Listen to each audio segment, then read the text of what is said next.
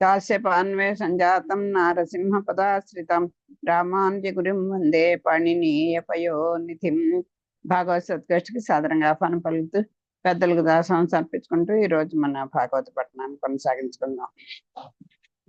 బ్రహ్మ దేవతలందరూ కూడా ఆ పాలసముద్రం నుంచి వచ్చినటువంటి ఆలాహలను చూసి బెదిరిపోయి అది ఆకాశానికి భూమికి అన్ని దిక్కుల విదిక్కుల అంతటా వ్యాపించిపోయి మొత్తం విశ్వం అంతా కూడా అణువును కూడా చేరిపోతుంటే భయపడిపోయిన వారే దిక్కు తోచక ఆ ఆ పరమేశ్వరు దగ్గరకు వెళ్ళి ఆయన్ని, నాయన నువ్వే మమ్మల్ని కాపాడాలి, నువ్వే దీన్ని తగిన వాడివి, దీన్ని ఈ అలాలాన్ని నువ్వు తీసుకొని మమ్మల్ని రక్షించు, నువ్వే రక్షకుడుగా, నువ్వు రక్షించడంలో నువ్వే ముందు ఉండేటువంటి వాడివి కదా, అటువంటి స్వభావం కలవాడివి కదా తండ్రి అని పరిపరి విధాల ప్రార్థిస్తారు.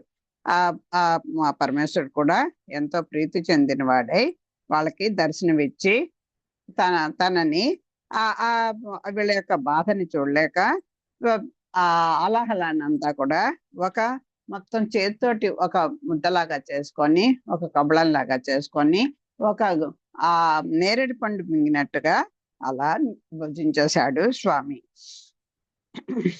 అయ్య విరళ మహాగరళ దహన పాన సమయంబున ఆ రకంగా ఆ అలాలాన్ని ఆ స్వామి స్వీకరించిన తర్వాత మరి ఏదైనా ఒక వేడి పదార్థం కానీ ఒక చేదుగా ఉన్నటువంటి ఒక మాత్ర వేసుకుంటేనే, ఒక సిరప్ తీసుకుంటేనే మనకి ఎన్నో రకాలైనటువంటి వికారాలు మన శరీరంలో మన మనసులో కలుగుతూ ఉంటాయి, భరించలేనట్టు అయిపోతాం. అలాంటిది ఇంత కాలకూట విషయాన్ని ఆ స్వామి తీసుకున్నప్పుడు ఆయన యొక్క శరీరంలో, ఆయన యొక్క మనసుకమైనటువంటి ఆ వికారాలు ఏమి కలిగాయో చూద్దాం.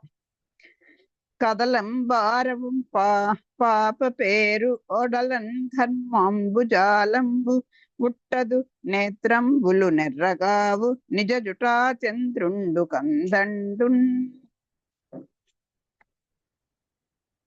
వదనంభోజము వాడదు ఆ విషమును ఆహ్వానించుచోన్ డాయుచోన్ పదిలుండై కడిసేయుచోన్ దిగుచుచోన్ భక్షించుచోన్ మృంగుచోన్. ఆ పరమేశ్వరుడు ప్రచండమైన విషాగ్నిని ఆహ్వానించేటప్పుడు, దాన్ని సమీపించేటప్పుడు, పదిలంగా కబళం చేసేటప్పుడు, నోటిలో ఉంచుకునేటప్పుడు, తినేటప్పుడు, మింగేటప్పుడు ఆయన శరీరం మీద సర్పహారాలు కదలలేదు, చెమటలు గమ్మలేదు, కన్నులు ఎర్రబడలేదు, సెగలోని చంద్రుడు కందలేదు, వదన పద్మం వాడిపోలేదు. అందుకే మరి ఆయన్ని ప్రార్థించారు. మనకైతే అలాంటి వికారాలు మామూలు చిన్న చేదు వాసన వస్తుంటేనే బాబోయ్ విషం విషం అంటాం, ఏదైనా చేదు పదార్థం కాస్త ఇదిగా ఉంటే. అలాంటిది ఆ స్వామికిట కదలం పారవు పాంప పేరు. పాంప పేరు అంటే వరసలు. ఆ నాగులే కదా ఆయనకు ఆహారాలుగా ఉంటాయి. ఆ నాగుల యొక్క ఆహారాలన్నీ కూడా ఏమి కదలలేటండి, అటు ఇటు చెక్కు చెదలలేట. ఆ విషం కాలకూటం విషయం వస్తూ ఉంటే అసలు విష జంతువులు కూడా కదలలేట ఆహారాలుగా ఉన్నటువంటి అవి. వడలన్ ఘర్మాంబుజాలంబు ఉట్టదు. మనకి గగుర్పాటు కలగాలి కదా, అదేమి కూడా అవలేట ఆ స్వామికి. ఎప్పుడు నేత్రంబులు ఎర్రగావు. ఏదైనా విష వస్తువుని వాసన చూస్తేనే మనకి కళ్ళు ఎర్రబారిపోతాయి. అలాంటిది ఆ నేత్రాలు ఎర్రగావలేట. నిజ జుటాచూట చంద్రుండు కందడు. ఆయనకి ఆ చంద్రుడు చెగలో ఉన్నాడు కదా, ఆయన కూడా ఏమీ తేడా రాలేదు. ఏమీ కూడా చంద్రుడు కూడా ఏమీ కదలలేదు. వదనాంభోజము వాడదు. ఆ పద్మం అంటే ఆ ముఖం కూడా, శివుడు అంటే ఆనందాన్ని ఇచ్చేవాడు కదా, అది ఎప్పుడు కూడా నమ్మకం కూడా పోలేట. అంటే ముఖంలో కూడా ఎటువంటి వికారాలు కూడా కనపడలేట. తాన్ విషము ఆహ్వానించుచోన్ డాయుచోన్ పదిలుండై పడికే కడి చేయుచోన్ దిగుచుచోన్ భక్షించుచోన్ మృంగుచోన్. ఎన్ని స్టెప్ బై స్టెప్ చెప్తున్నారు చూడండి. ముందర ఆ విషయం అంతా కూడా అంతటా వ్యాపించింది. దాన్ని పెద్ద చేయి చాచి దాన్ని అంతా కూడా దాని దగ్గరకు వెళ్ళడం. దాయుచో అంటే దాపు అంటే దగ్గర కదా. ఆ ఆహ్వానించుటలో తప్పకుండా నేను తీసుకుంటా అని ఒక స్థిరమైనటువంటి నిర్ణయం తీసుకోవడంలో గాని బెదురులేదు. అసలు ముందర తీసుకుంటా అంటే తీసుకుంటా అనడానికే వణుకు వస్తుంది. అసలు తీసుకోవడానికి సిద్ధపడ్డారు కదా. అలాంటిది దాన్ని ఆహ్వానించటంలో డాయుచోన్ దానికి దగ్గరగా వెళ్ళి చేయి చాచి ఆ చేయి పెట్టి తీసుకున్నప్పుడు పదిలంపై కడి సేచో, కడి అంటే కబళం, ఒక ఉండలాగా చేయటంలో కానీ దిగుచుచోన్ దాన్ని ఇంత కూడా ఇలా చేసుకొని నోట్లో వేసి భక్షించుచోన్ మృంగుచోన్, ఆ నోట్లో పెట్టుకోవాలి, నోటికి వచ్చి ఉమ్మేయకుండా మళ్ళీ లోపలికి పెట్టుకోవాలి కదా, మింగాలి కదా. ఇలాంటి ఈ వరుస క్రమంలో స్వామి ఏమీ జీవంత కందలేదు, ఆ ముఖంలో వికాసం తగ్గలేదు, చంద్రుడు ఏమీ కలవలపడలేదు, ఆ సర్పాలు కూడా అసలు కదలలేదు. ఇవన్నీ కూడా అలా జరిగాయట ఆ స్వామి దీనిలో. మళ్ళీ చదువుకుందాం. కదలం వారవు పాంప పేరు వడలన్ ఘర్మంబు జాలంబు ఉట్రదు నేత్రంబులు ఎర్రగావు నిజ జుటా చంద్రుండున్ కందండున్ వదనం భోజము వాడదు దాన్ తాన్ విషమునఫానించుచోన్ డాయుచోన్ పదిలుండై కడిసేయుచోన్ దిగుచుచోన్ భక్షించుచో మింగుచోన్, మింగేటప్పుడు కానీ భక్షించేటప్పుడు కానీ దాన్ని సమీపించేటప్పుడు కానీ దాన్ని ఆహ్వానించడంలో కానీ దాన్ని ఒక కబళంగా చేసుకోవడంలో కానీ ఎప్పుడు ఏ సమయంలో కూడా ఎటువంటి వికారము స్వామిలో కలగలేదు. ఉదరము లోకంబులకును సదనంబగుటెరింగి శివుడు చెటుల విషాగ్నిన్ కుదురుకొనన్ కంట బిలమున పదిలంబుగా నిల్పే సూక్ష్మ ఫలరసము క్రియన్. పరమేశ్వరుడు ఉదరం, ఆ పరమేశ్వరుని ఉదరం సమస్త లోకాలకు సదనము. అందువల్ల ఆయన ఆ భయంకర విషాగ్నిలోనికి పోనీయకుండా ఏదో ఫలరసంలాగా జాగ్రత్తగా గొంతులోని ఉండేటట్లు నిలుపుకున్నాడు. మనమంతా చూడండి, అసలు ఎందుకు అలా చెప్తున్నారు అంటే, మనకు ఏదైనా ఒక ఇష్టమైన వస్తుంది అనుకోండి, లటకన్ మింగేయం, దాన్ని కాసేపు నోట్లో ఉంచుకుంటాం, చప్పరిస్తాం. ఉదాహరణకు వచ్చిన ఆవకాయ పెచ్చు అనుకోండి, అది మింగేయచ్చు కదా, ఆ పక్కన కూడా దాన్ని అలా చప్పరిస్తాం, కాసేపు ఉంచుకోవాలనుకుంటాం, కాసేపు గొంతులో దాకా ఉంచుకుంటాం, అప్పుడే టక్కని మింగేయం. అలాగా ప్రీతైనటువంటి ఒక చక్కని ఫలరసంలాగా కదా ఆయన చాలా ఆచగా ఉండేటువంటి పళ్ళ రసాన్ని ఎలా అయితే గొంతులో కాసేపు ఉంచుకొని ఆనందాన్ని అనుభవించి అప్పుడు లోపలి మింగుతాం కదా, అలాగా స్వీకరించాట స్వామి. పరమేశ్వరుని యొక్క ఉదరము ఈ సమస్త లోకాలకు కూడా నిలయమైనది కదా. అందువల్ల ఆయన ఈ భయంకర విషయాన్ని లోనికి పోనీయకుండా, దీని లోపలికి వెళ్లకుండా, ఎండి గొంతులో ఉంటే మాత్రం అది దాని వికారం ఉండదా అంటే మింగినట్టు ఏదో గుర్తుండాలి కదా, అంచేత నల్లపడింది ఆ కంఠం, అందుకే నీలకంఠుడు అనేటువంటి పేరు వచ్చింది. లేకపోతే అది కూడా ఆయన చూపించక్కర్లేదు, లోకానికి తెలియాలి నేను నిజంగా మింగాడా లేదా అని డౌట్ రాకుండా ఇప్పటి వరకు ఏ వికారాలు లేవు. అంచేత ఆ కంఠంలోనే స్వామి దాన్ని పదిలపరుచుకున్నట్ట, లోపలికి వెళ్లకుండా. ఆ భయంకర విషాగ్ని లోనికి పోనీయకుండా ఏదో ఫలరచనలాగా జాగ్రత్తగా గొంతులోనే ఉండేటట్లు నిలుపుకున్నట్ట. మెచ్చిన మచ్చిక కలిగినన్ ఇచ్చిన నీ వచ్చున్గాక ఇచ్చవరులకు ఇచ్చున్ గడిగొనంగ వచ్చునే చెచ్చరచు పచుపడిన శివునకున్ దక్కన్. మెచ్చినప్పుడు నచ్చినప్పుడు ఇతరులకు ఇచ్చవచ్చినప్పుడు వచ్చినంత ఈ వచ్చును, అంతేకాని ఇతరుల కోసం భగభగమండే చిచ్చును మింగటం చిత్తర కన్నుగల శివునకు తప్ప ఎవరికి సాధ్యమవుతుంది? చిత్తర కన్నులు గల ఎవరికైనా 3 కన్నులు ఉన్నాయండి, ఆ 3వ కన్నుని ఇక్కడ పెట్టుకొని ఫలభాగంలో చిత్తర కన్నులు అని ఉన్నటువంటి తమాషా అయినటువంటి అంటే 3వ కన్ను ఇప్పితే ఆయన ప్రళయం వచ్చినట్టే కదా. అందులో చిత్తర కన్నులు గల శివునకు తప్ప ఎవరికి సాధ్యమవుతుందండి ఇంతటి ఆలాహలాన్ని తీసుకోవడం? ఆ లోకంలో చాలా మంది మనకి ఇష్టమైంది అనుకోండి, మెచ్చినప్పుడు ఇతరులకు ఇచ్చవచ్చినంత ఇవ్వచ్చు, మెచ్చినప్పుడు నచ్చినప్పుడు. ఇతరులు మనకేమన్నా బాగా ఇష్టమైన వాళ్ళు ఉంటారనుకోండి, మనం చాగబుద్ధిగా ఎంతైనా చేసేస్తాం, ఇచ్చేస్తాం. ఇచ్చేస్తాం మనకున్న దాంట్లో ఇచ్చవచ్చినంత ఇవ్వచ్చు. అసలు ఆ చకార ప్రాస చూడండి. మెచ్చిన మచ్చిక కలిగిన ఇచ్చిన నీవవచ్చున్ గాక ఇచ్చ ఒరులకున్ చిత్తన్ కడిగొనంగ వచ్చునే చిత్తరచు పచ్చు పడిన శివునకు దక్కన్ అన్నారు. మెచ్చిన మచ్చిక కలిగిన, మనకి బాగా మచ్చిక అంటే స్నేహం, ఎవరితోనో మన స్నేహం కలిగిన, లేకపోతే అవతల వాళ్ళు మనకు చాలా ఇష్టమైన వాళ్ళు ఉన్నా, స్నేహితుడు కాకపోయినా అవతల వాళ్ళు మనకి ఇష్టమైతే, మనకి ఇతరులకి మనకి కోరిక తీరే వరకు ఎంత ఇవ్వాలంటే అంత ఇచ్చేయచ్చు, మనకు కూడా ఉంచుకోకుండా ఇవ్వచ్చు. అంతేకాని ఏమిటండి ఇతరుల కోసం కొన్ని, తనకైనా స్వార్థం ఉందా? తన పార్వతిగా ఎవరికి ఉపయోగం చెప్పండి? ఇది ప్రాణం మీదకి వచ్చే కాలకూట విషయాన్ని. అంతేకాని ఇతరుల కోసం భగ వండే చిచ్చును మింగడం, ఇదేంటి ఈ విషయాన్ని మింగడం ఆ చిత్తర కన్నులు గల ఆ శివునికి తప్ప ఎవరికి సాధ్యమవుతుందండి అని అంటున్నారు. హరుండు గళము నందు హాలాహలం వెట్టన్ గప్పు గలిగి తొడవు కరణి నొప్పే సాధు రక్షణంబు సజ్జనులకు నిన్న భూషణంబుగాదే భూవరేంద్ర. అంతేనండి, దానికి వింతే ఉంది. సజ్జనుల యొక్క స్వభావం ఏదంతండి అని చెప్తాం కదా. ఆయన ఇంకోలా ఎందుకుంటారండి? ఆయన స్వభావం ఎంత? ఆ రక్షించే అవతల వాళ్ళు మరి ఎన్ని అపకారాలు చేసినా రామచంద్రమూర్తికి అసలు గుర్తే లేవు. అనుకోకుండా ఏదో ఒకటి అసలు చెయ్యాలని చేయకపోయినా అదే 10 రెట్లు చెప్పుకుంటారు అని చదువుతూ ఉంటాం, పెద్దలు చెప్తారు కదా.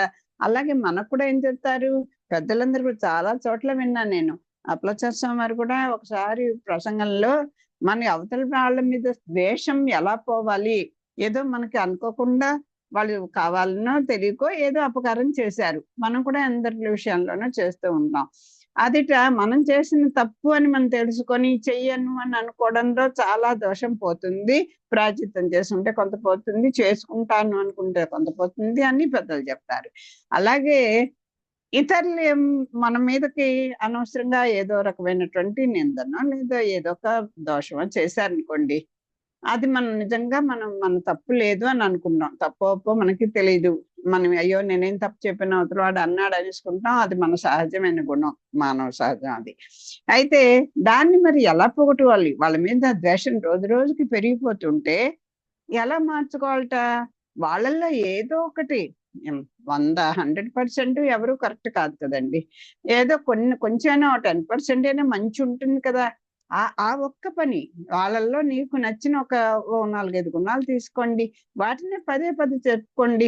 అయ్యో ఆనాడు నాకు ఇంత సాయం చేశారు కదా, లేకపోతే నా విషయంలో ఇలా అన్నారు కదా, నా విషయంలో ఇలా పాపం చూశారు కదా అని అది గుర్తు చేసుకోండి. పదే అది గుర్తు చేసుకోండి. అప్పుడు మనకు తెలియకుండానే ఒక ధాన్యాన్ని ఎగరపోస్తుంటే మంచి ధాన్యం కింద పడి పొల్లు మనం చూస్తామా, ఇలా చూస్తూ ఎగరపోస్తారు ధాన్యాన్ని కోత అయిన తర్వాత. ఆ పొల్లంతా కూడా మనకు కనపడకుండానే ఎక్కడికో ఎగిరిపోతుంది, ఎక్కడికి వెళ్ళిపోయిందో కూడా తెలియకుండా వెళ్ళిపోతుంది, మంచి ధాన్యం కింద పడుతుంది. అలాగా మనకి సత్వగుణం ఆ రకంగా ఏర్పడుతుంది, ఇతరుల మీద ద్వేషం కూడా తగ్గిపోతుంది. అదే చెప్తారు ఇక్కడ కూడా. ఎందుకు చెప్తున్నారు? హరుండు గళమునందు ఆలాహలం వెట్టన్ కప్పు గలిగి తొడవు కరణి నొప్పే సాధు రక్షణంబు సజ్జనులకు వెన్న. అది స్వభావ సిద్ధంగా సాధువులకి అంటే మంచి వారికి అది అది చెప్పక్కర్లేదు, సహజ సిద్ధంగా వాళ్ళకు వచ్చేటువంటి వెన్నతో పెట్టిన విద్య అంటారు చూసారా. అలాగా పుట్టుకతోటే ఆ సాధు రక్షణం అనేది సజ్జనులకు వాళ్ళకే తగింది, ఇంకెవరికి ఎలా అవుతుంది? నేర్చుకుంటే అంతగా రాదు, నేర్చుకున్నా కొన్ని నేర్చుకోమంటారు. పుట్టుకతో వచ్చేవే కాకుండా చూసి నేర్చుకోవాలి, పెద్దలు చెప్పింది వినాలి, మనం కొంత సంస్కారం చేసుకోవాలి. వీటి వల్ల మనకున్న అవగుణాలు కూడా కొంచెం తగ్గుతూ ఉంటాయి. కాకపోతే మనం మనస్ఫూర్తిగా నమ్మి చేయగలగాలి, ప్రయత్నం చేయాలి. అది ఆ సజ్జనులకు నిన్న అంటే అదే కదా వాళ్ళకి ఉత్తములకు ఒక ఆభరణం కదా అది. వాళ్ళకి భూషణంబుగా అదే కదా వాళ్ళకి అలంకారము అని చెప్తారు. మంచి మాట కూడా అలాంటిది అని చెప్తారు. భూషలు కావు మర్చులకు భూరి మయాంగద తారహారములు. అదో మంచి మాటే అందరికీ ఆభరణం అని చెప్తారు. అలాగే ఈ సాధువులందరికీ కూడా ఆ సజ్జనులకు సాధు రక్షణమే ఆభరణము అని చెప్తున్నారు. అలాగే అందుకని ఇంకా ఎందుకండి ఆ హాలాహలం తీసుకున్నాడు అంటే ప్రపంచాన్ని ఒక ఒడ్డుకు చేర్చడానికి, అందరి యొక్క కష్టాలని, జీవరాశుల యొక్క కష్టాలని పోగొట్టి రక్షణ కల్పించడానికి. ఓ రాజా, శివుడి ముంగకుండా ఆలాహలాన్ని కంఠాన్ని ధరించడం, ఆయన గొంతుకు నలుపు ఏర్పడి అదొక అలంకారం లాగే ఉందిట. ఒక నీలాభరణం పెట్టుకున్నట్టుగా ఉందిట ఆ స్వామికి, ఆ కంఠానికి. ఈ విషం వల్ల కలిగినటువంటి ఆ నలుపు, విషం పాము కాటు వేసిన వాళ్ళకి చూడండి, శరీరం అంతా కూడా ఆ విషం ఎక్కేసి శరీరం అంతా నల్లగా అయిపోతుంది. ఒక నీలం కలర్ రంగులోకి వచ్చేస్తుంది. అది ప్రత్యక్షంగా నేను కూడా చూశాను. అది ఆ పాము మంత్రం వచ్చిన వాళ్ళు దాన్ని పైకి పాకకుండా అరికడుతూ ఉంటారు. అలాగా ఇక్కడ అది చెప్తున్నారు. ఆ స్వామికి కంఠానికిట ఆ నలుపు ఒక ఆభరణంగా, ఒక నీలాభరణం పెట్టుకున్నట్టుగా మెరుస్తోందిట. ఆలోచిస్తే సాధు సంరక్షణ ఉత్తములకు ఒక ఆభరణమే కదా, అది సాధ్యమే కదా, అది సజ్జనులకు తగినదే అని చెప్తున్నారు. అంటే ఇతరుల కోసం ఏమి, పరోపకారం కోసమే వాళ్ళు ప్రయత్నిస్తారు తప్ప ఎటువంటి స్వార్థం వాళ్ళలో ఉండదు. తదనంతరంబా గరళంబున్ కంట బిలమున హరుడు ధరించుటకు మెచ్చి అవునవుననుచున్ హరియు విరించియు ఉమయును సురనాథుండు పొగడినంత సుస్థిరమతితోన్. అసలు వీళ్ళందరూ పొగడం ఒకటైతే ఆ పార్వతీదేవి కూడా అవునవును అవునవును అందేట. చూడండి ఎంత ఆ భర్త మీద ఆ పాతివృత్య మహిమ కాకపోతే మరి ఎలా కాపాడుకుందో ఆ మంగళసూత్రాన్ని. చూడండి, విషాన్ని శివుడు తన కుత్తుకలో ధరించడం చూసి విష్ణువు, బ్రహ్మ, పార్వతీ దేవేంద్రుడు మేలు మేలు అంటూ మెచ్చుకున్నారు. అచ్చమైన మనసుతో పొగిడినారు. అలా మనస్ఫూర్తిగా స్వామిని స్తుతించారట బ్రహ్మాది దేవతలు, విష్ణువు, దేవేంద్రుడు, మొత్తం అందరూ కూడా, పార్వతీదేవి కూడా, బ్రహ్మగారు అందరూ కూడా, విష్ణువు కూడా మెచ్చుకున్నారట.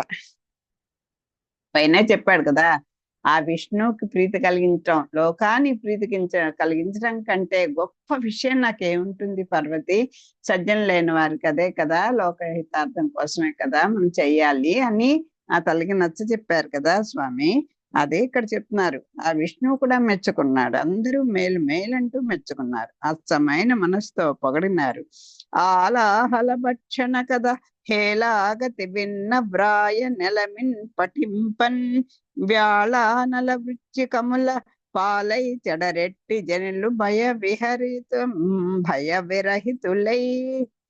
ఈ హాలాహల భక్షణ కథని హేలాగతి అంటే చాలా సంతోషంగా విన్న, వ్రాయ, నెలమిన్ పఠింపన్ పఠించిన, ఆ కథని రాసిన, విన్న, వ్యాళ అనల వృచ్చిక పాలై చెడరు ఎట్టి జనులు భయ విరహితులై, భయాన్ని పోగొట్టుకున్న వాళ్ళై ఎవ్వరు కూడా దేని వల్ల, వ్యాళ అంటే పాము, అనలము అంటే వ్యాళ అంటే ఆ పాముల వల్లను, వృచ్చికం అంటే తేళ్ల వల్లను, వ్యాళ అంటే పాములు, అనలం అంటే అగ్ని చేత గాని, పాముల చేత గాని, వృచ్చికములు అంటే తేళ్లు చేత గాని ఎవ్వరు కూడా ఎటువంటి కష్టాన్ని పొందరు. అనంతరం వాళ్ళందరూ కూడా ఎలా ఉంటారు, భయ విరహితులై, అసలు భయం అనేది అసలు వాళ్ళకి కలగకుండా, అంటే విష జంతువుల వల్ల కానీ, అగ్ని వల్ల కానీ ఎటువంటి భయం లేకుండా ఉంటారు. ఇక్కడ కూడా కరాళం స్తోత్రంలో కూడా ఆఖరి శ్లోకంలో చెప్తారు, జలం వల్ల కానీ, అగ్ని వల్ల కానీ, దీని వల్ల విష జంతువుల వల్ల కానీ ఎటువంటి ఆపద కలగదు ఆ స్వామిని స్తుతిస్తే అని చెప్తారు కదా. అలాగా ఈ ఆలాహల భక్షణ కథ కూడా మనకి అలాంటి శుభాన్ని కలగజేస్తుంది. మరియు ఆ రత్నాకరంబు సురాసురులు త్రెచ్చునడా, అటువంటి ఆ రత్నాకరంబు మరియు ఆ రత్నాకరంబు సురాసురులు త్రచ్చునడ, తెచ్చునడ కాదు త్రచ్చునడ. మళ్ళీ ఈ ఆ రత్నాకరం అంటే రత్నములకు ఆకరమైనది సముద్రం. ఆ పాల సముద్రాన్ని ఈ సురులు ఆసురులు కూడా ఈ మళ్ళీ మధించడం కొనసాగించారు. అక్కడక్కడ మందర పర్వతాన్ని విసిరేశారు కదా, ఎవరి దారిని వాళ్ళు పారిపోయారు కదా ఈ హాలాహలానికి భయపడి. మళ్ళీ ఆ రత్నాకరాన్ని మధించడం మొదలు పెట్టారు వీళ్ళు. హాలాహల భక్షణ కథ హేలాగతి విన్న బ్రాయ నలమిన్ బటింపన్ పటింపన్ వ్యాళానల వృచ్చికముల పాలై చెడరెట్టి జనులు భయ విరహితులై. మరియు ఆ రత్నాకరంబు సురాసురులు త్రచ్చునడా, ఓ రాజా, ఎటువంటి జనులైనా ఈ హాలాహల భక్షణం కథను సంతోషంగా వినినా వ్రాసిన చదివిన భయానికి గురికారు. వారు పాముల వల్లను తేళ్ల వల్లను అగ్ని వల్లను కష్టాన్ని పొందరు. అనంతరం దేవతలు రాక్షసులు మళ్ళీ సముద్ర మథనాన్ని కొనసాగించినారు. తర్వాత మళ్ళీ వాసుని అడుగా చేసుకున్నారు. మందర పర్వతాన్ని నిలబెట్టుకున్నారు. ఎవరు? వీళ్ళు నిలబెట్టేదండి. స్వామి అడుగునున్నాడు, ఆ పర్వతంలో ఉన్నాడు, వాళ్ళల్లో ఉన్నాడు, అన్నీ ఉన్నాడు.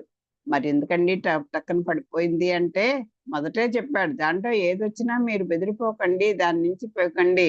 కానీ మనం మానవుల యొక్క దృష్టి ఎలా ఉంటుంది, ఏదైనా కొంచెం కష్టం రాగానే ఆ పని అక్కడ వదిలిపెట్టి పారిపోతాం. అదే కదా స్వామి చెప్పాడు, దాంట్లో ఏదొచ్చినా కష్ట నష్టం ఏదొచ్చినా మీరు పట్టించుకోకండి అని చెప్పాడు. అంత ఇది మనకి ఎక్కడి నుంచి వస్తుందండి? అందుకే ఆ విషయం రాగానే వీళ్ళు దాన్ని పడేసి వెళ్ళిపోయారు. పైగా పోటీగా అసూయతోటి ఇంకా మీకంటే మేము ఎందుకంటే అలా చేయి, ఇలా చేయి, ఇలా చేయి, అలా చేయి, ఇలా ఉండండి, అలా ఉండండి అంటే ఒకరికొళ్ళు హెచ్చరికలు ఇచ్చుకుంటూ ఒకరికంటే వాళ్ళు పోటీ పడుతూ చేస్తుంటే వచ్చేసరికి చెడు జరిగేసరికల్లా దాన్ని అక్కడ పడేసి వెళ్ళిపోయారు. ఇంకా మళ్ళీ మందర పర్వతాన్ని స్వామి కృపతో నిలబెట్టుకున్నారు. మళ్ళీ మధించడం మొదలుపెట్టారు. పాలకడలిన్ తరచున్నడ ఐరావతాదులు జనించుట. ఇప్పుడు ఈ లోపల ఐరావతం పుట్టింది, కామధేను పుట్టింది. అది దాని నుంచి ఏమేమి వచ్చాయో చెప్తున్నారు. తెల్లని మేనును అమృతము జిల్లున జల్లించు పొదుగు సిత శృంగములున్ బెల్లుగ నర్జుల కోర్కులు వెల్లిగొలుపు మొదవు పాలవెల్లిన్ పుట్టెన్. పాలవెల్లి అంటే పాల సముద్రం, పాలవెల్లి అంటే ఆ పాలవెల్లి నుంచి ఏమేం పుట్టిండో చెప్తున్నారు. ఇలా చిలుకుతున్న పాల సముద్రంలో నుంచి మొదటగా కామధేనువు పుట్టింది. తర్వాత అది తెల్లని శరీరము, జిల్లుమంటూ బాగా పాలు కార్చే పొదుగు, చక్కని కొమ్ములు కలిగి ఉంది. అది పుష్కలంగా కోరిన కోరికలను కురిపించే వేల్పుటావు. వేల్పులంటే దేవత ఆవు, వేల్పుల యొక్క ఆవు అది కామధేను అంటే. అది పుట్టింది. తెల్లని మేనును నమృతము జిల్లున జల్లించు పొదుగు సిత శృంగములున్ పెళ్ళుగా అర్ధుల కోర్కులు వెల్లి గొలుపు మొదవు పాల వెల్లిన్ పుట్టెన్. తెల్లని శరీరం, చక్కని శరీరం, తెల్లని శరీరం ఉందిట. తెల్లని మేనును నమృతము, అది ఆ తెలుతున్న పాల సముద్రంలోంచి ముందర ఆ అమృతం ప్రాయమే కదా కామధేను, కల్పవృక్షం అన్ని కూడా. మొదటగా కామధేను పుట్టిందిట. జిల్లున చల్లించు పొదుగు, ఆ పొదుగు ఎలా ఉంది? జిల్లుమంటూ ఆ చేపు వచ్చేస్తే పాలు ఇలా చుక్కలు కారిపోతూ ఉంటాయి ఆ ఆవులకు కూడా.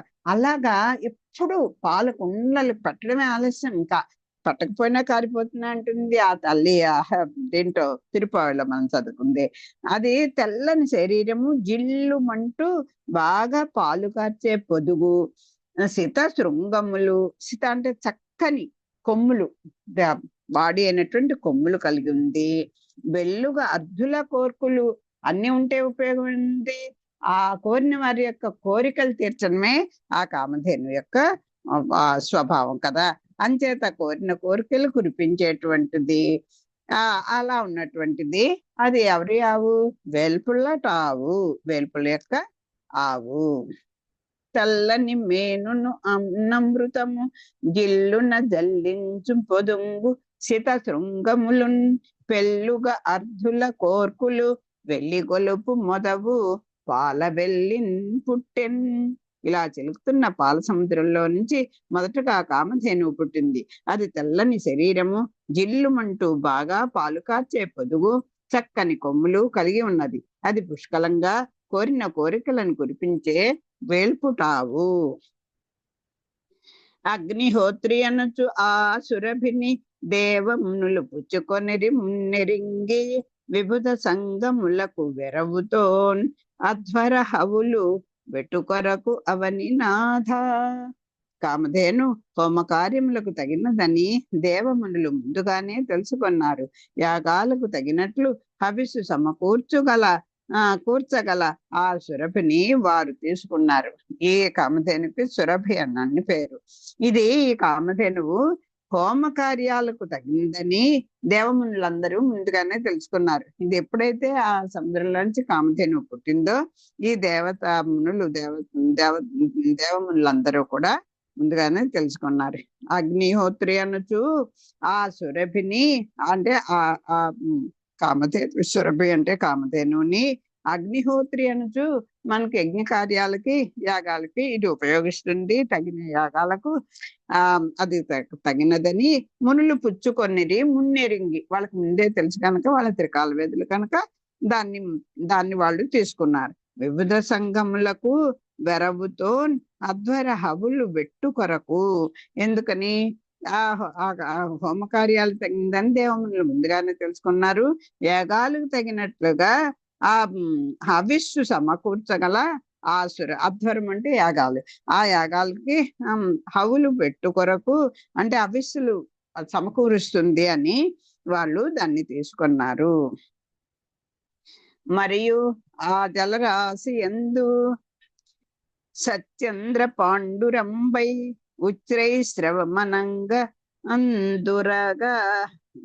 తురగ మొగి జనించెన్ పుచ్చుకొనియే బలి దైత్యుండు ఇచ్చగొనండయ్యే ఇంద్రుండు ఈశ్వర శిక్షన్.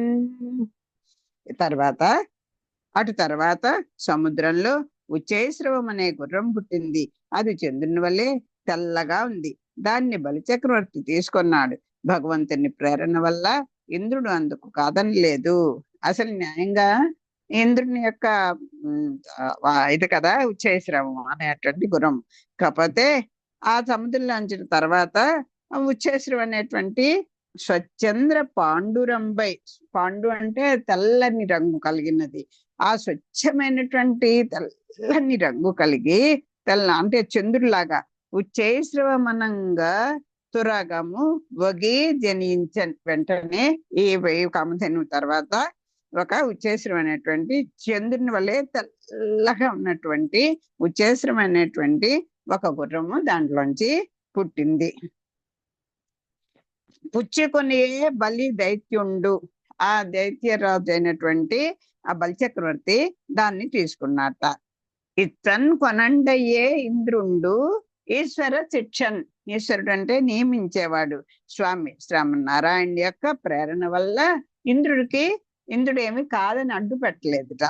అది న్యాయంగా దేవతలకి రాజు కదా ఈయన్ని తీసుకోవాలి, కానీ రాక్షస రాజు అయినటువంటి బలిచక్రవర్తి తీసుకున్నాడు. కానీ స్వామి సౌమ్య చేశాడో ఏమయ్యాడో, చేత ఆ స్వామి ప్రేరణ చేత ఇంద్రుడేమి అడ్డు పెట్టలేదు. వరపగు నురమును బిరుందును నెరింతోకయు ముఖము సిరియు నిర్మల ఖురముల్ కురచ చెవులున్ తెలి కన్నులున్ తరచగు కందంబున్ చూడందగు ఆ హరికిన్. అదిట ఆ ఉచ్చేశ్వరం గురించి ఇంకా చెప్తున్నారు. ఏదో ఉచ్చేశ్వరం అనే ఒక గుర్రం పుట్టింది అన్నారు తప్ప దాని రూపురేఖలు ఎలా ఉన్నాయో చెప్తున్నారు. వరపగు ఉరమును. అదేంటి ఉరము అంటే హృదయం, అంటే రొమ్ము భాగం.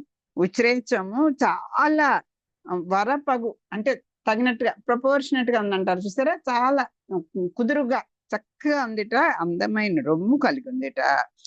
తర్వాత ఉరమును, వరపగు ఉరమును, చక్క తీరైనటువంటి వక్షస్థలం, రొమ్ము భాగం ఉందిట. తర్వాత ఆ వరపగుని ఇక్కడ కూడా తెచ్చుకోండి. పిరుదును, వరపగు పిరుదును, చక్కగా కుదురుగా ఉన్నటువంటి పిరుదు భాగం, పిరలు ఉన్నాయి. నెరిన్ తోకయు, చక్కనైన ఈ నెరి పదం అన్నిటికీ ఒప్పుతుంది. ఆ నెరిన్ తోకయు, చక్కనైన తోక కూడా బాగుందిట. ముఖము సిరియు, ఇంకా అదేంటి చూడగానే అట్రాక్ట్ చేసేది మన ముఖమే కదా, అది అది కళకళలాడిపోతుంట. కళకళలాడే కాంతి నిండిన ముఖము, అది చూడగానే ఒక ఫ్లాష్ వచ్చినట్టు చూడండి, ఎవరినైనా చూడగానే బా బా అంటాం. అంటే వాళ్ళు నల్లగా ఉన్నారు తెల్లగా ఉన్నారు కళ్ళని బట్టి కాదు, ఒక రకమైనటువంటి జీవకళ కనిపిస్తుంది ఒక్కొక్కళ్ళ దాంట్లో. ఆ కళకళలాడేటువంటి కాంతి నిండిన ముఖము. ముఖము సిరియున్ నిర్మల ఖురముల్, ఖురం అంటే గిట్టలు, మరి ఆ గుర్రాలకి ఆయువు పట్టు అదే కదా, ఆ గిట్టలు గట్టిగా ఉండాలి, గుండ్రని గిట్టలు. తర్వాత కురుచ చెవులు, చిన్న చిన్న చెవులు ఉంటాయి, కురుచమైనటువంటి చెవులు. తెలిన్ కన్నులు, తెలి కన్నులన్, తెలి అంటే చక్కగా ఉన్నట్టు, శుభ్రమైనట్టు నీట్గా ఉన్నటువంటి కళ్ళు, చక్కగా విశాలమైనటువంటి శుభ్రమైన కన్నులు.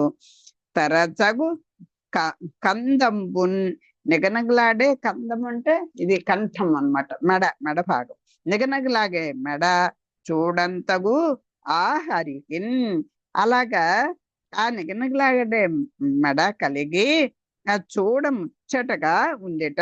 హరి అంటే గుర్రం అని కూడా ఉంది కదా, నాకు తెలీదు, అది చక్కగా అలా చూడముచ్చటగా ఉందిట. వరపగు ఉరమును పిరుందును, నెరింతోకయు, ముఖము సిరియు, నిర్మల ఖురముల్, కురచ చెవులున్, తెలి కన్నులున్, తరచగు కందంబున్, చూడందగు ఆ హరికిన్. ఉచ్చైశ్రవం అందమైన రొమ్ము, చిక్కనైన పెరుదు, చక్కనైన తోక, కళకళలాడే కాంతి నిండిన మొగము, గుండని గిట్టలు, కురుచైన చెవులు, శుభ్రమైన కన్నులు, నిగనగలాడే మెడ కలిగి చూడముచ్చటగా ఉంది. అంతా ఆ పాల కుప్ప ఎందు, ఎన్ని చక్కని పదాలు వేస్తున్నారు. పాల కుప్ప, కుప్ప అంటే ఒక కుదురు అంటాం కదా, ఉప్పల కుప్ప అని, అలాగా చక్కని పదాలు వాడుతుంటారు. అవి ఆ పాలకు నిలయం కదా పాల సముద్రం. ఆ పాల కుప్ప యందు పైనేమో పాల వెల్లి అన్నారు, ఇక్కడ పాల కుప్ప, పాల సంద్రము, ఇవన్నీ కూడా దానికి పర్యాయ పదాలు. అంత పాల కుప్ప యందు దంత చతుష్టాహతి శైలాంతములు విరిగి పడంగన్, అవధాత కుభృత్కాంతంబగు ఐరావత దంతావళంభవించే ధరణీనాథ. ఇప్పుడు ఐరావతం అనేటువంటిది ఒక ఏనుగు పుట్టింది రాజా. ఆ తర్వాత ఆ పాల సముద్రంలో ఐరావతం అనే ఏనుగు పుట్టింది. అది 4 దంతాలు కలిగి ఉన్నది. వాటితో కొండల శిఖరాలను సైతం కూల్చివేయగల ఆ గజరాజు వెండి కొండ వలె మనోహరంగా విరాజిల్లుతూ ఉన్నది. దంత చతుష్టాహతి, చతు అంటే 4 కదా, 4 పదునైనటువంటి దంతాలు కలిగి ఉన్నది.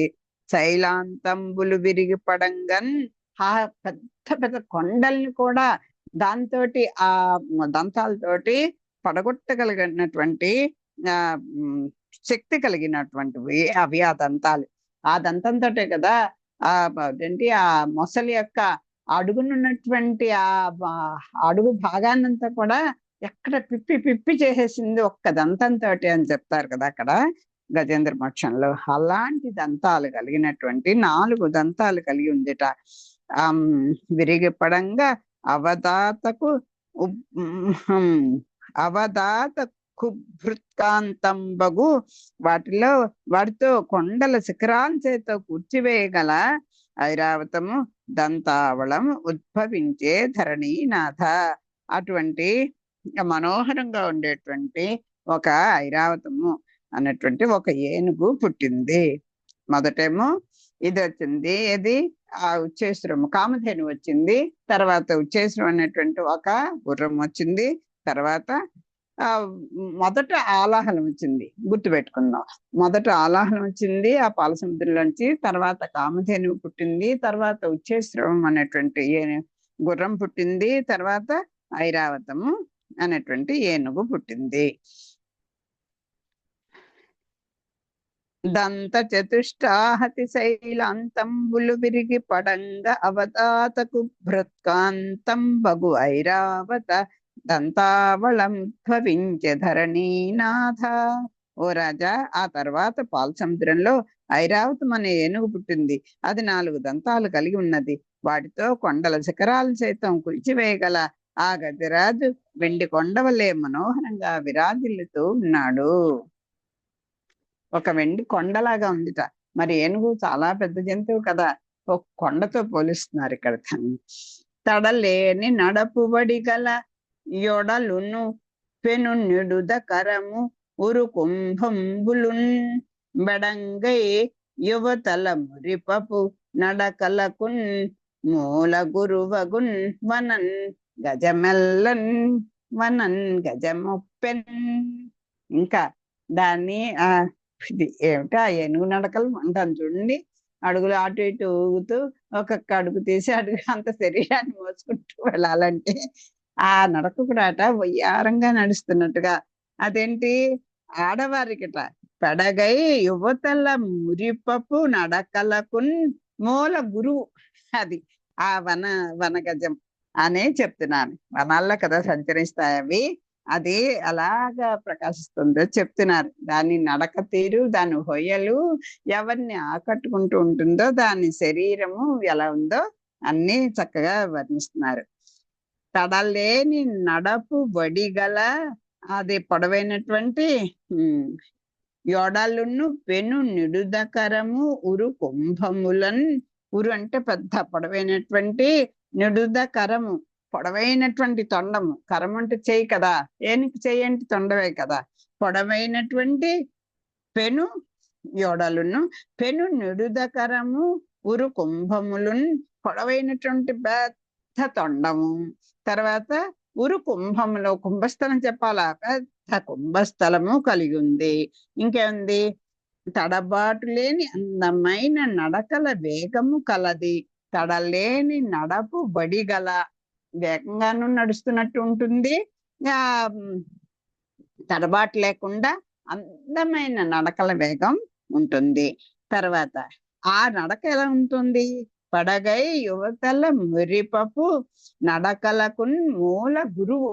నడకలు దాని నుంచి గురువు అంటే ఏంటి, శిక్షణ ఇచ్చేవాడు కదా.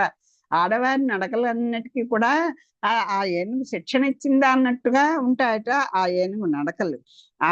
అందుచేత ప్రాయపు ఆడవారి, మళ్ళీ వయసులో ఉన్న ఆడవారి యొక్క కులుకు నడకలకు అది వజ్జబంతి అనే విధంగా ఉండే. గురువు అంటే అదే కేంద్రం, దాని నుంచి వీళ్ళు నేర్చుకున్నాను అన్నట్టుగా ఉండేటటువంటి నడకలు కలది. వనన్ గజమొప్పన్, ఆ వనగజము ప్రకాశిస్తోంది. తడలేని నడపుబడి గల యొడలును